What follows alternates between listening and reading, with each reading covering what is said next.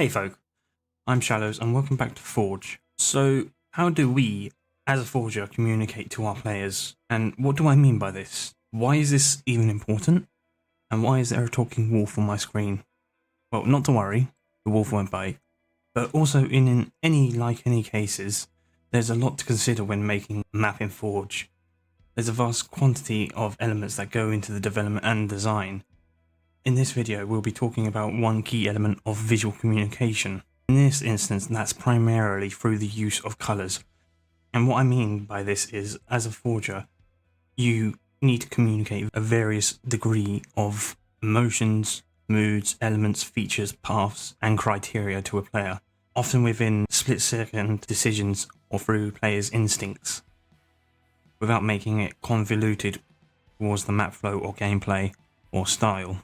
The purpose of colours can go a long way to create an atmosphere, vibe, or setting.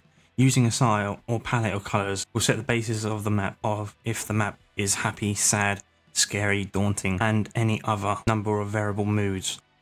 Colours can also be used to apply to something as simple as to a surface or object to highlight or draw interest to it. As an example, games often use yellow or blue tarp to indicate a climbable surface. This whole idea is the idea of colour theory.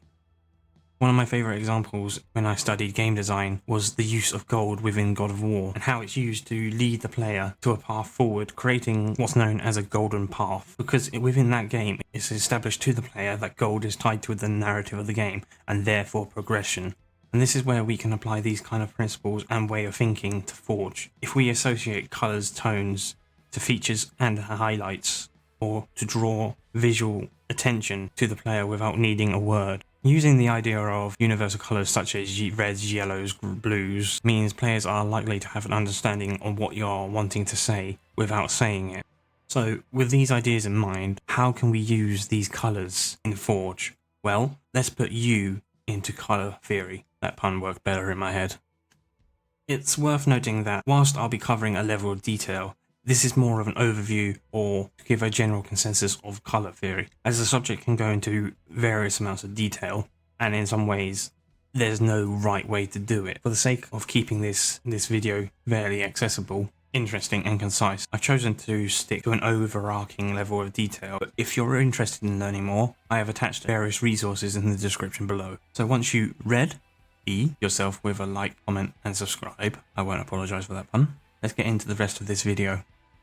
Let's start with talking about the idea of warm colours. That's colours that are considered to have a lot of excitement and vibrance. So these are your yellows, oranges and reds. These colours express a sense to stand out to a player. And what I mean by that is they often communicate ideas of danger, hazard, but also key objectives and opposition. Often also dealing with heavy emotions of warmth and happiness, love and anger. Red, for example, is often associated with blood or danger, and often in games is used to indicate damage or an opposing force or figure, such as seen on your radar, where red is shown to be an enemy player, while the environment we can see it used in one of the main colours for the Banished, aka the big bad alien faction who wants to destroy us. So if you want to make an environment that feels hostile, unwelcome, or evil for the lack of a better word, or you want to make a map where you don't want the player going because there's a hazard or death barrier, or perhaps it's just locked, or any other case the player shouldn't be in, try using red or any warm colours such as orange to indicate that danger or warning, as it can highlight those areas of hazardness and caution. Look at Breaker as an example. A large portion of the map has a red accent. From the halls to general trims of the surrounding buildings, you can say no matter where you look on this map, some amount of red can be seen, and giving it that banished feeling of harshness and unwelcomeness. It's very uninviting. It contrasts with the greys and the decrepit greens of the broken down UNSC tech covered in smeared dirt and dust within this orange industrial world that makes it feel very foreign and hostile to us. And we can see this is how everything from the sky to the minest of details on the ground helps with that feel.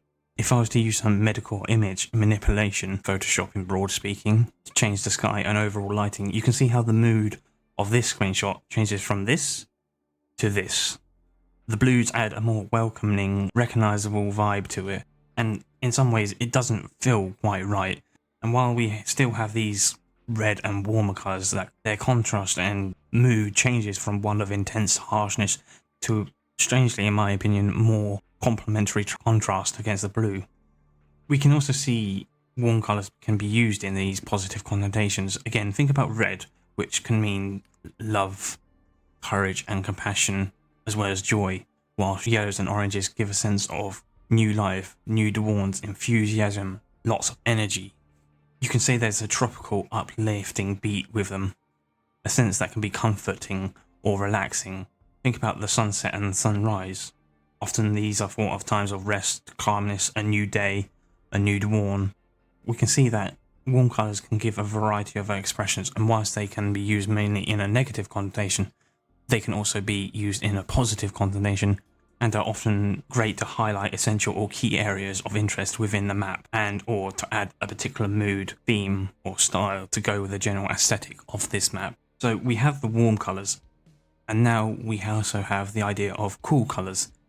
And as we've seen with the Breaker example, these are your blues, your greens and your purples. These colours are often more serene, associated with peace, soothing. They're not meant to be overpowering or intense.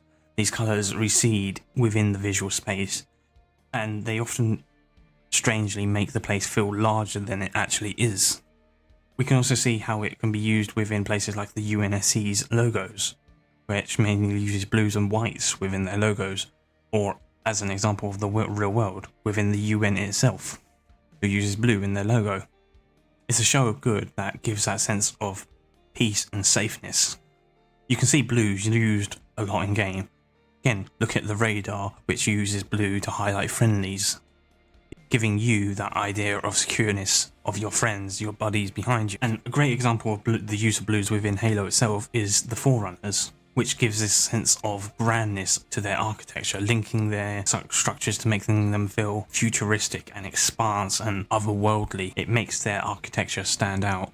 Blue is one of the cooler colours that can be used in great effect with its versatility as well, because being a cooler colour that tends to stand out the most. And this can be used in great effect with its versatility, since it can be associated with water, new life, freedom, and the vastness or inspiration.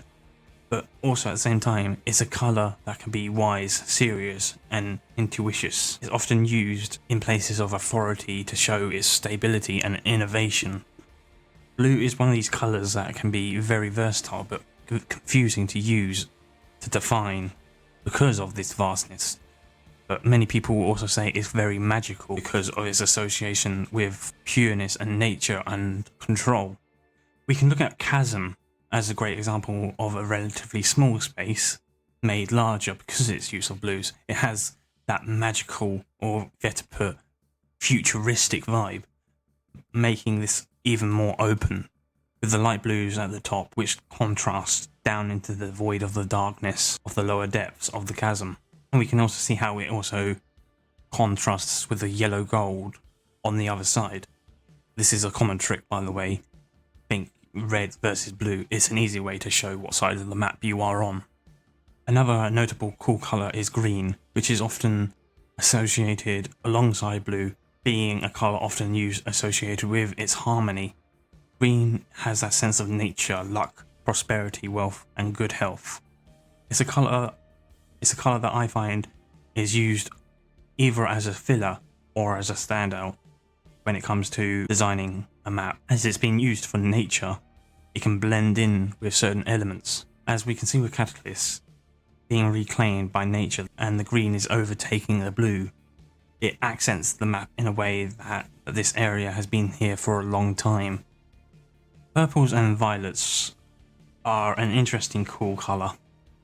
It's being a colour that historically has been relatively rare to come across, and even in our modern world, it's a colour that's uncommon within nature and within our society. It's often seen as a colour of reserve. It's used often in our world in places of prestige, royalty, and luxury. It's a colour often reserved for the riches. As a real world example, Cadbury's, which has a very distinctive purple branding, because it can be seen as a sort of luxury. It also can be used as one of unnaturalness and supernaturalness.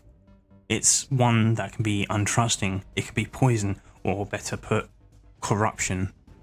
When we look at Halo specifically, there is one notable faction, the Covenant, which use this colour as a great effect, purple being uncommon within nature and our common world. It makes their art style, everything feel otherworldly and alien. It often makes it feel dangerous and we will perceive it as a threat, a villain you could say. Purple is one of these colours that is often hard to ignore, being a colour that is often set as a status image. We can also explore how warm and cool colours are often used in tandem to create tension or contrast.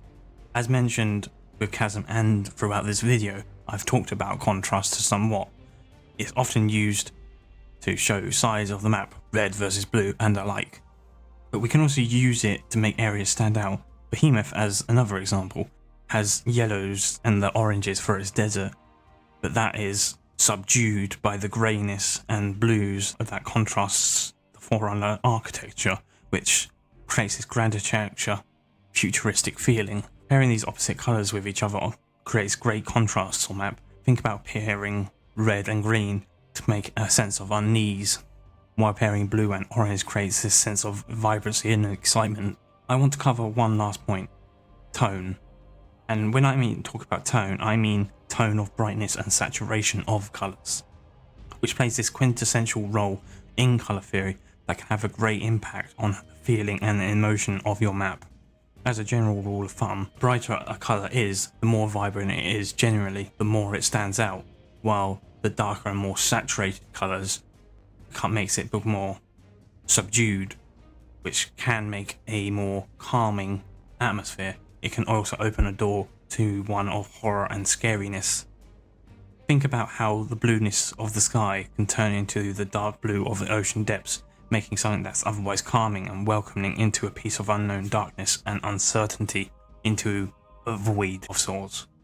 So when we apply this critical thinking to our maps, the tip here would be, if you want to go for a particular theme, draw from examples within game and other games and other media.